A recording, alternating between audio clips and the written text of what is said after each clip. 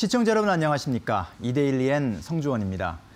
정부가 공공부문 직접 일자리 사업을 3조 5천억 원 규모 추경 재원 확보 직후 조속히 집행하겠다고 강조했습니다.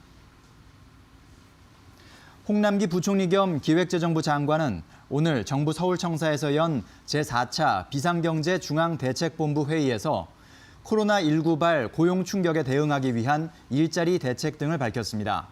홍 부총리는 재정, 세제, 금융 지원은 물론 투자 환경 개선 등 모든 수단을 총동원해 나가겠다며 소비 민간 투자 활성화, 한국판 뉴딜 프로젝트, 기업 리쇼어링 대책 등을 다음 달 초 하반기 경제정책 방향 계획에 담아 발표하겠다고 말했습니다. 40조 원 규모 기간산업 안정기금에 대해서는 유동성 지원, 자본 확충 등 다양한 방식으로 자금을 지원할 방침이라며 6월 중 실제 지원이 개시되도록 최대한 준비하겠다고 설명했습니다.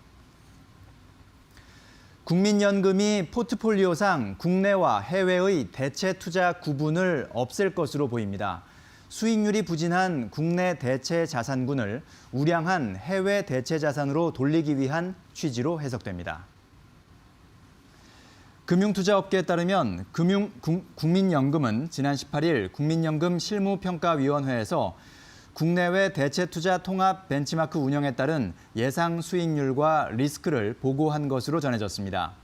국민연금이 국내외 대체투자 통합 방안을 추진하는 것은 집행률을 높이기 위한 취지로 보입니다. 국내 대체투자 집행률과 수익률이 부진해 현재 포트폴리오 중 대체투자 비중 목표를 달성하지 못한 상황입니다. 일각에서는 국내 대체투자 큰손인 국민연금이 국내외 대체투자를 통합하면 국내 대체투자 시장이 타격을 받을 수 있다고 우려하고 있습니다. 코로나19로 인해 미국, 유럽, 중국 등 주요국에서 투자가 축소되면서 우리나라로 오는 외국인 투자도 감소할 것이라는 전망이 나왔습니다. 전국경제인연합회는 올해 외국인 직접 투자가 작년 대비 상당폭 감소가 불가피할 것이라고 내다봤습니다. 특히 코로나19 영향이 본격 반영되는 2분기 이후 급격히 감소할 것으로 예상했습니다. 전경련에 따르면 올해 1분기 외국인 직접 투자는 신고 기준으로는 작년 동기보다 3.2% 늘었지만 도착 기준으로는 17.8% 감소했습니다. 전경련은 비대면 의료 서비스, AI, 빅데이터 등 디지털 경제와 시스템 반도체, 바이오 헬스, 미래차 등 3대 신성장 산업, 소재, 부품, 장비 자립과 관련해 외국인 투자 유치에 집중해야 한다고 말했습니다. 금융당국이 대형 증권사를 대상으로 승인한 발행어음의 잔액이 2년 6개월 만에 16조 원을 돌파했습니다. 저금리 시대에 맞춰 증권사들이 적극적인 영업에 나선 결과입니다.